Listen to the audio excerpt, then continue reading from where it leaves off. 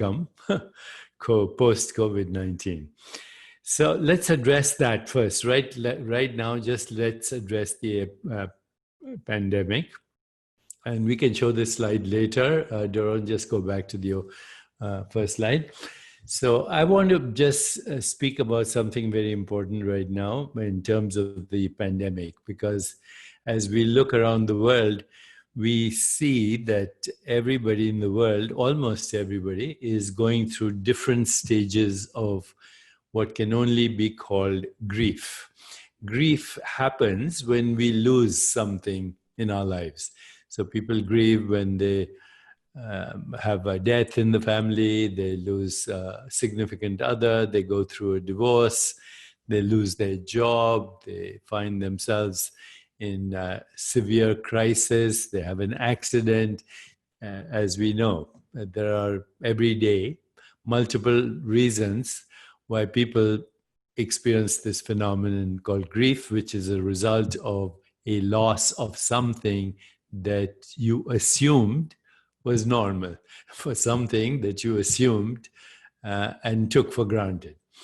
And of course, we took our existence for granted.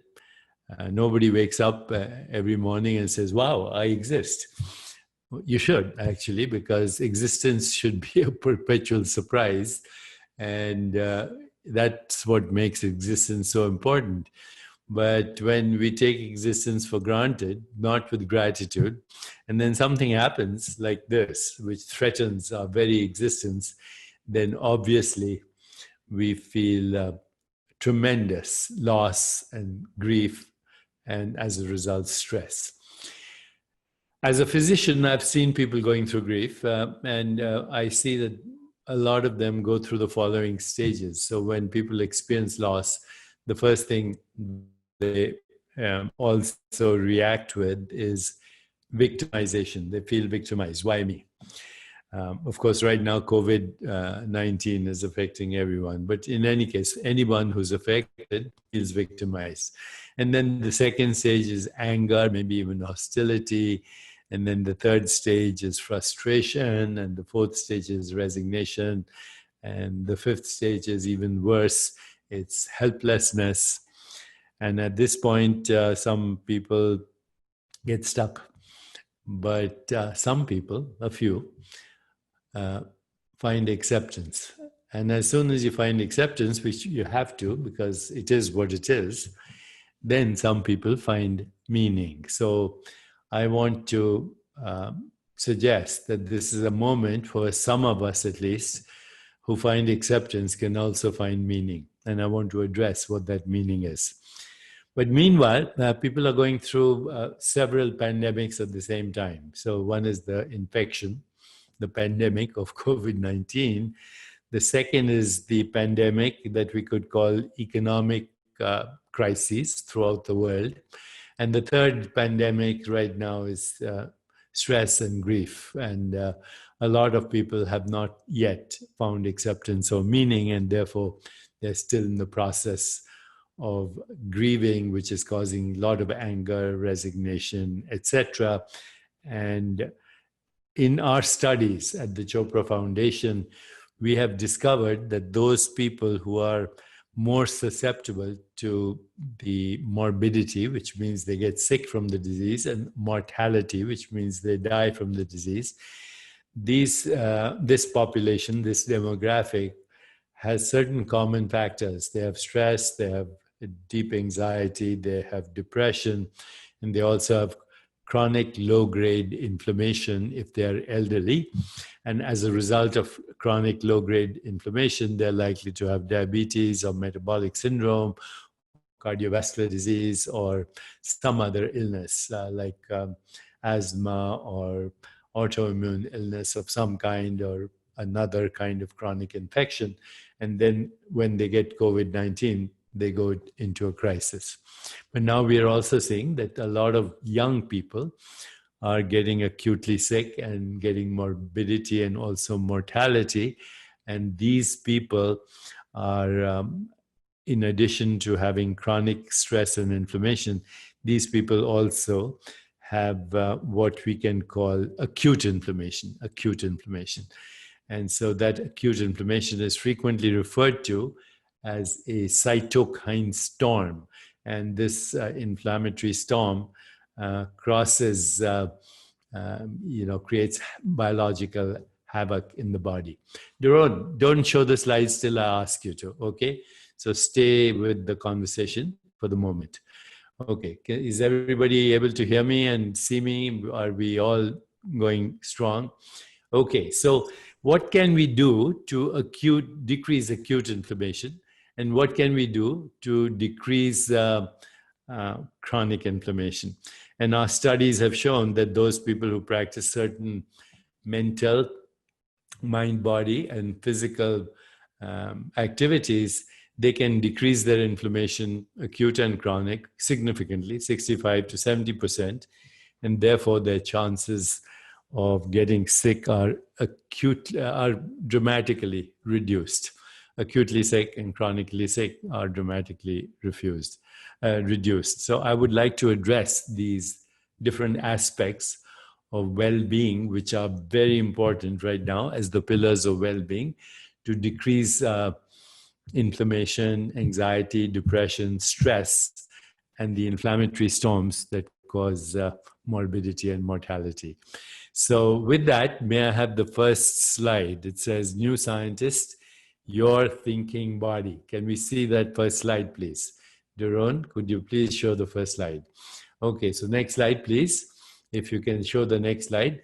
This is a recent issue of New Scientist, and I wanted to show it because there's already a conversation happening in the scientific world that your mind is not in your brain and is in all the cells of your body, but your mind may actually extend outside the confines of your body as part of a deeper consciousness in which we all are differentiated minds. So as human beings and other living species, we all have our own mind, but the mind is always in relationship to other minds.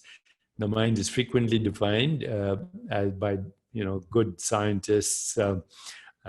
Dr. Dan Siegel, for example, has defined mind as an embodied and relational process that regulates the flow of energy and information in an ecosystem of sentient beings and relationships.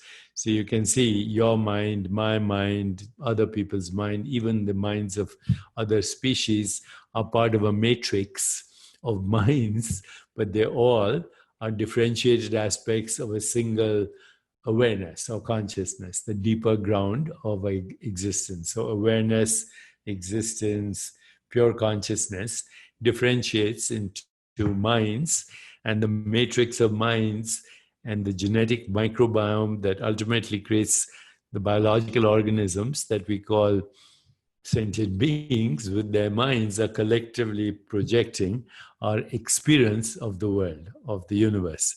Now, once we understand this, then in addition to managing acutely right now, the crisis, COVID-19, we can go a little deeper into what is the deeper meaning and are we going to address that or not. But if I can see the next slide, just to show you some of the data that has recently been gathered from places like WebMD and others. You can see the data right now that people are claiming that stress in the workplace is the number one source of stress. And right now, the workplace, of course, many times is at home, which incidentally can cause even more stress. The American Psychological Association's 2015 report said that the top two sources of stress were financial worries, which is happening right now, and work worries, which is also happening right now and is much worse. These statistics that I'm showing you are much worse right now. People are getting sick, and people, statistically, there are more people dying of heart attacks every day of the week than before. And also, as you know, there's something called Black Monday syndrome, the fact that more people have heart attacks on Monday morning than at any other times because they dislike what they do every day for a living. Be that aside, this whole situation has gotten much worse. So, with that as the background, and with the fact that mental and physical well being go together, we don't say mind and body these days, we say body mind. So, body mind is a single unit, just like wave particle is a single unit, mass energy is a single unit, time space is a single unit, body mind is a single unit. Whatever happens in the mind is reflected in the body. Whatever happens in the body has a biological correlate in the nervous system. So, given that, what is the data that shows us the most important pillars for personal well being? If I can see the next slide, I'll share with you here the 7 most important pillars that will mitigate inflammation in your body, that will decrease both acute and chronic inflammation, that will stimulate a part of your nervous system called the parasympathetic nervous system, and a nerve in the parasympathetic nervous system called the vagus nerve. The vagus nerve, and the vagus is a Latin word, but related to the English word vagabond. The vagus nerve is the 10th cranial nerve, which we can see is the opposite of what the sympathetic nervous system does. Right now, because of sympathetic overdrive and stress, people are having inflammation. So the vagus nerve is the opposite of that. It is referred to as the rest, rejuvenate, and digest system. The parasympathetic nervous system is the healing system. The sympathetic nervous system is the fight-flight response that we get in acute stressful situations. So here are the 7 pillars of well-being on the slide that can help you tremendously in decreasing your stress, but also decreasing inflammation and chronic and acute illness. As you see, number 1 is sleep over there. These are not in order of importance. I think they're all equally important. But now it's becoming clear that lack of sleep in the Western world, particularly in older people, could be the number 1 risk factor for sudden death from premature heart attacks and cardiovascular disease.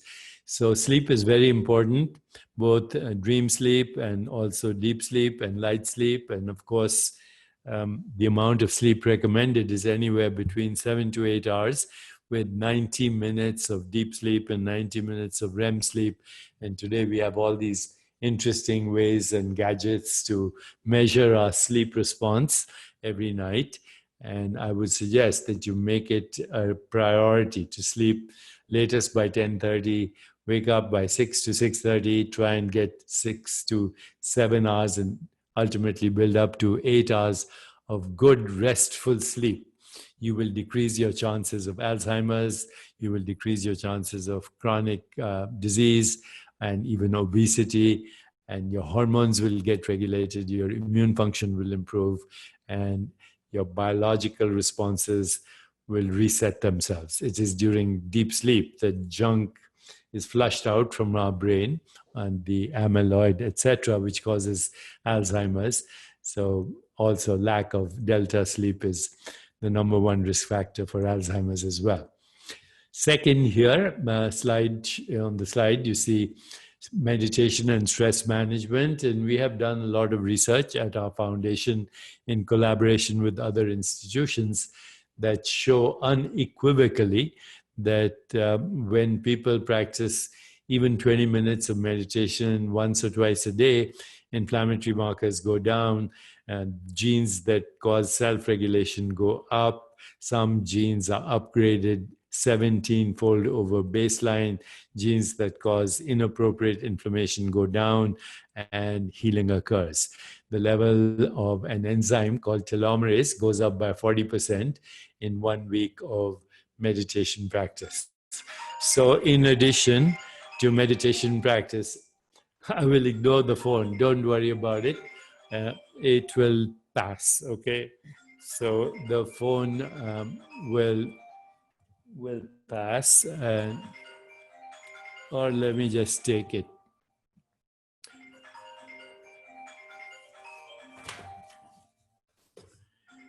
I think I'm going to ignore the phone. So I was just saying that meditation and stress management, all the research we've done that stimulates the vagus nerve and causes biological healing, but also increases telomerase, which is what is regulating the biological clock. In other words, meditation slows down the aging process and also reverses some of it. The third aspect that you see here is movement, yoga, and pranayam. It is recommended that you walk about 10,000 steps every day, and that you try and build up to that between 5,000 to 10,000 steps a day to keep up your cardiovascular activity and aerobic activity in prime shape. But if you add to that yoga and pranayam, then you accelerate the healing process. Again, the secret is stimulation of the vagus nerve. By the way, there are now devices to measure vagal stimulation and vagal watches being developed, of course, as usual in Israel. And I'm using a vagal watch right now that is under study and created in Israel as well. Our emotions also influence our well-being. So if you have love, compassion, joy, equanimity, peace of mind, if you have forgiveness in your heart, if you feel gratitude, inflammatory markers will come down and immune system will get stimulated. And these studies have now been published. The fifth pillar here is nutrition. And of course, nutrition is now becoming very important because we understand that the genetic microbiome in our body accounts for about 90% of the genetic information on the planet.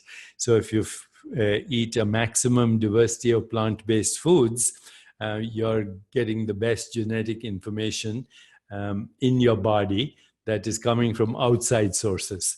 So, we have only 25,000 of genes in our body are human genes. About 2 million genes in our body are bacterial genes, and the bacterial genes and human genes interact with each other to produce your biology and its self-regulation.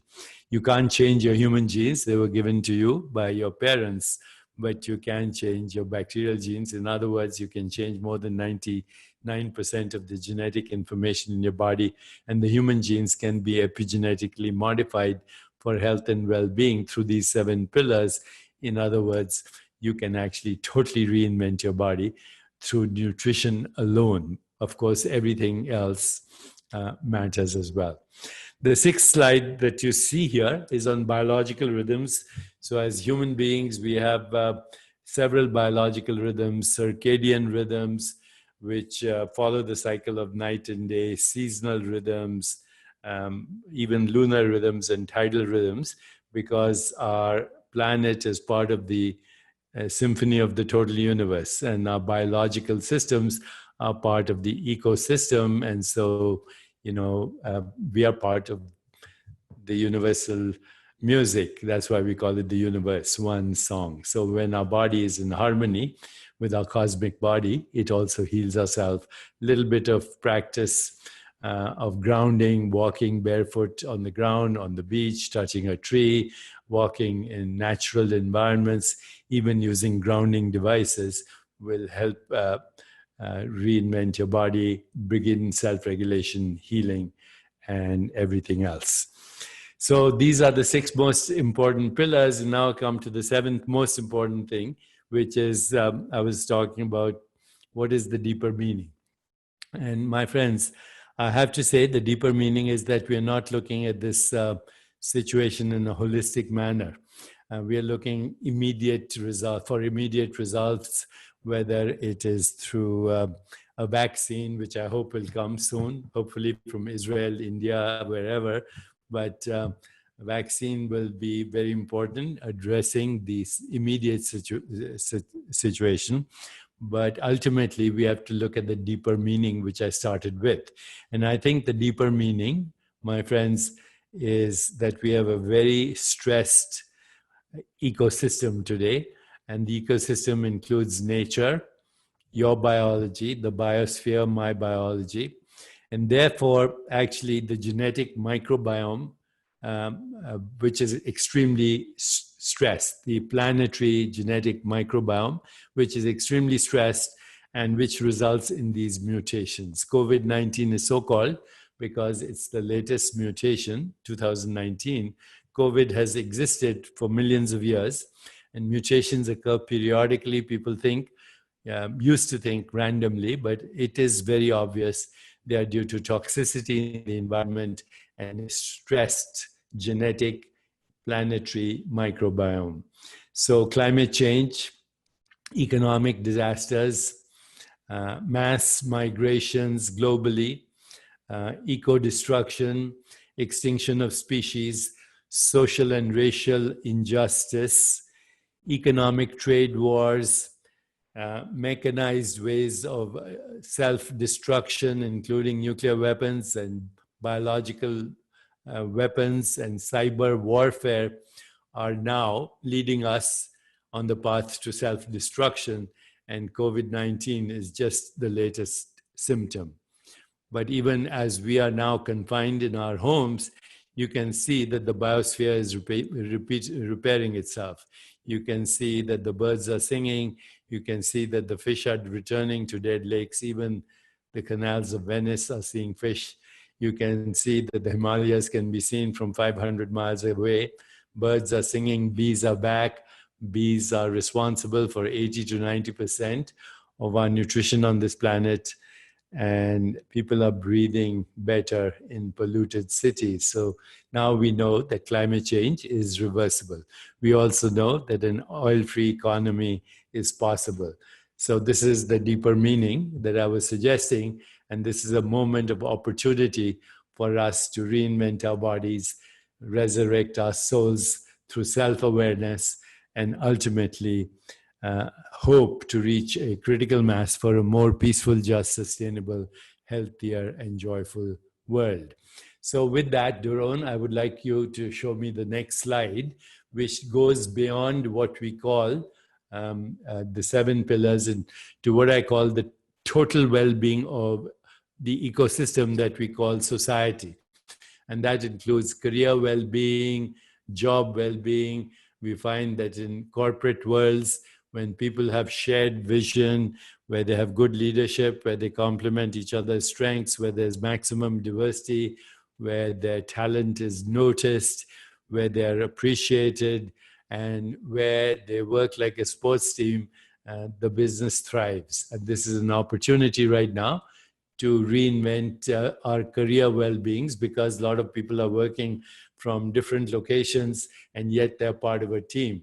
And as part of teams, we need to have shared vision, complement each other's strengths, which means add to each other's strengths, and also bond with each other through attention, affection, appreciation, and acceptance. And these days, we can do it online, as you know. Physical well-being, I've mentioned all the pillars of well-being already. Financial well-being occurs when people share resources, when there is a method to help everyone. And in this area, I would like to say that recently the Chopra Foundation has partnered with a blockchain, Hedera company, to create a blockchain system for mental health and well-being. And this is going to be the new trend: distributed resources, total transparency, open feedback, everybody complementing each other's strengths, traceability, authenticity. We can actually create financial well-being across the world through new technologies, including blockchain and cryptocurrencies, but also distributed economic systems, which finally brings me to community well-being, which requires 3 things: We say in the East, take refuge in the Dharma, which means higher calling. Take refuge in the Buddha, which means expanded consciousness. And take refuge in the Sangha. Let's create global online and offline communities to help each other. Create joyful, energetic body, loving, compassionate heart, reflective, alert mind, and lightness of being. If we can do that collectively, we can hope to see a more sustainable, joyful, healthier, and peaceful world. Next slide, please. So I want to just share with you some of the material that I use for training leaders. This is an acronym. We have to, at this moment, look and listen to each other very carefully. We have to bond emotionally through attention, affection, appreciation, and acceptance. We have to expand our awareness to find the deeper meaning of this crisis. We have to dare dream a new reality, and we have to do it. We have to empower each other. We have to take responsibility, not only for ourselves, but our families and our friends and our communities and the world. And we have to harness the power of meaningful coincidences and synchronicities. So let me see the next slide, please. And this is a little bit of historical perspective on pandemics and financial crises over the last 100 years. And you can see every time there's been a pandemic or a crisis, new products and technologies have come forth. In the 1920s, we had, after the First World War, AM radio. In the 1940s, after the Second World War, television, the internet.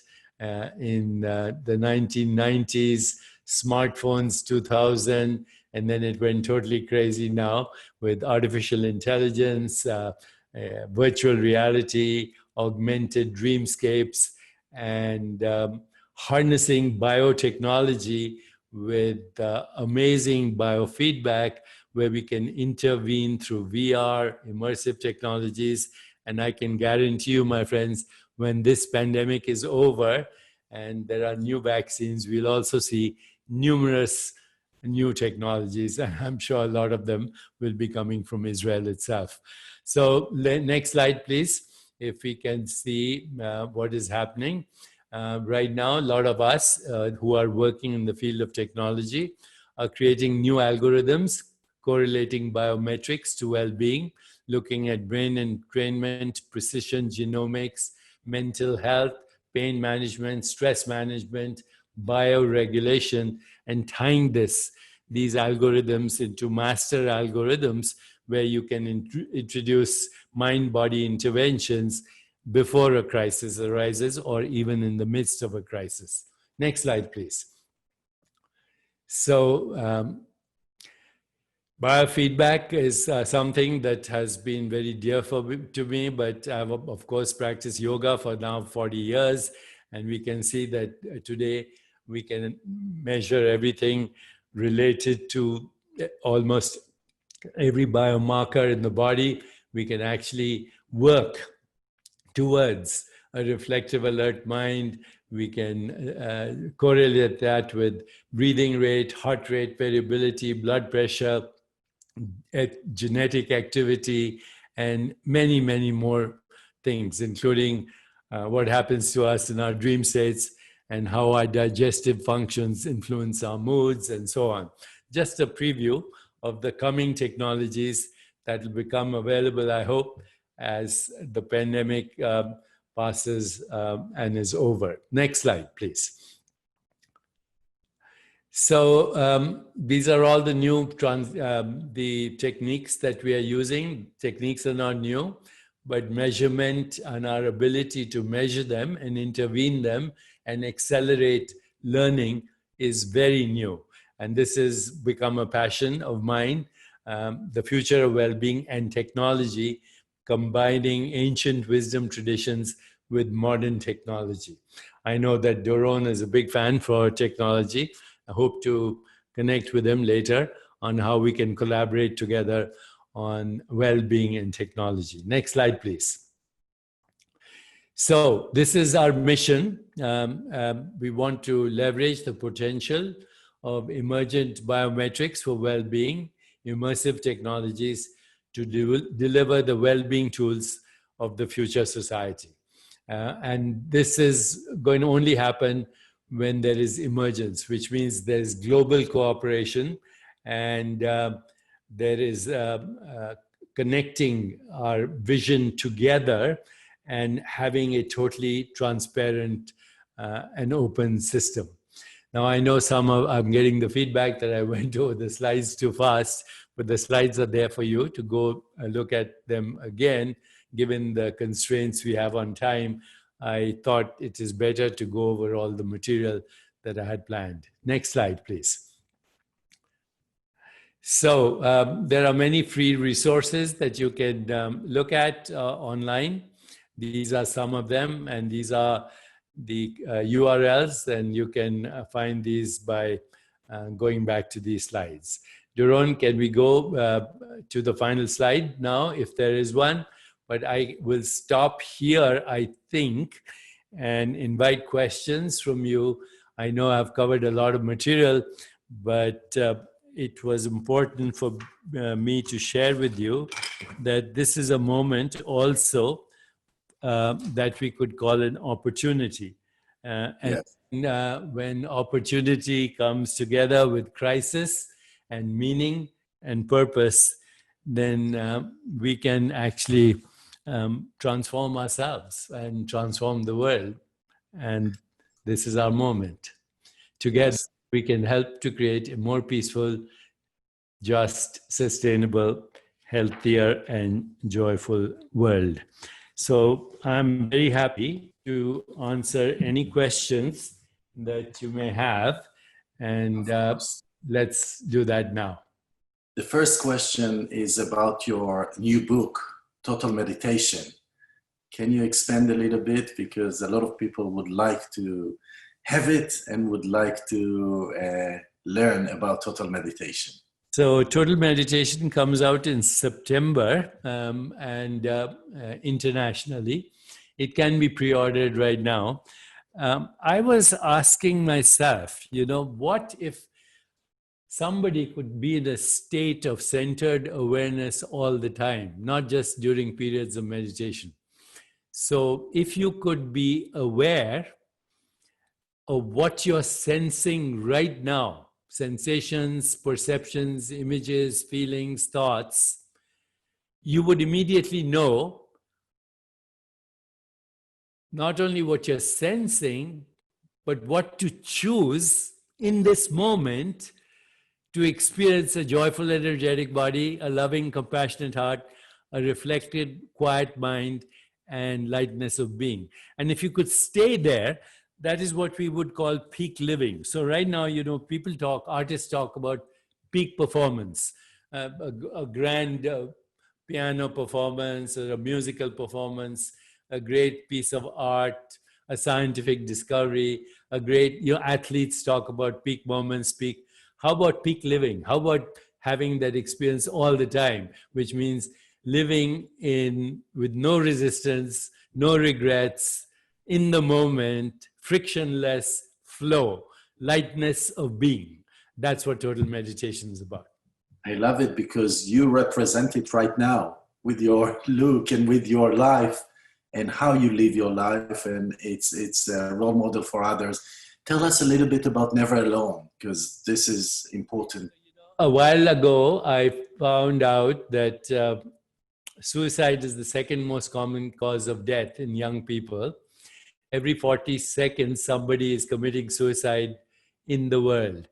And this is a very, very disgraceful situation for our humanity. It means we are not caring enough right now. We don't have enough compassion, empathy, joy, and in ourselves, peace in ourselves. And we are actually risking the lives of our children and our grandchildren. So Never Alone, and the website is www.neveralone.love, is a distributed platform globally. And we would like to partner with you, Doron, and your ecosystem, So we can tell people across the world, you're not alone. You're never alone. We are here for you. And we can offer resources, even financial resources, but also other resources, psychological, emotional, counseling, artificial intelligence, blockchain technology. So we can all be there for each other, irrespective of what the governments and the corporations do in the world. We are here for each other, and we are never alone. Wow, this is so important and so beautiful, and people needs to hear it. We are never alone. And another question is about you are a guide to so many people about living a life with a purpose and being present, doing meditation. Would you recommend people to find their guide in order to really live a life as you describe of total meditation? We are living in very interesting times. You have a channel right now for mentorship. That's a guide, right? Yes. You can go to my YouTube channel, The Chopra Well. That's a guide. We have so many guides. So we are living in such good times that you can find any guide you want through a little due diligence. Go to your channel, go to Chopra Well. Go to the websites of people who are talking about the divine feminine. There's so many people talking about the issues we've discussed. So choose your guide selectively, but your best guide is your inner self in silence. Beautiful. And receive from yourself. Deepak, I heard you in the past talking about technology. It's not good or bad, it's what we do about it. The same about money. What do you think about artificial intelligence right now that's coming into our life? Well, I think, first of all, you can't stop artificial intelligence from coming. It's here and it's moving at very fast pace. So if you think you can stop it, you will become irrelevant.